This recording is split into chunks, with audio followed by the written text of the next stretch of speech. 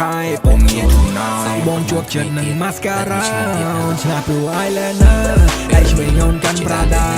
ដៃស្ដាំមុនកាន់កៅស្រាក្លិននោនឆ្កុយឆ្កុយដូចផ្កាស្បែកអូនតូនចាំងចាំងភ្លឺថ្លាខ្ញុំក៏បានជួបរឿងបន្តិចដែរបបោមកនឹងវិញចំពោះនឹងទាំងបាយយូចង់ធម្មតាឬក៏ extra cool whisky drip នេះដល់កំពូល alcohol ចូលខ្លួន yellow control អរគុណភាពបំបាដែល ចង់ឈប់ឬក៏ចង់ទៅតញ៉ាំស៊ុបឬក៏ចង់ហត់បបក្តៅតិចលោកក្តៅកបក្រានតិចលោកក្រានតសាច់អូនសអត់ slim best អត់ចង់ try ចង់ score ចង់ test ចង់ភ្លុក spaghetti bolognese ជា seafood លោកក៏ so fresh ចាស់ទៅអូនជា special guest ក៏បានជួបរឿងនឹងមុខទៅក្រោយបងចាំបាន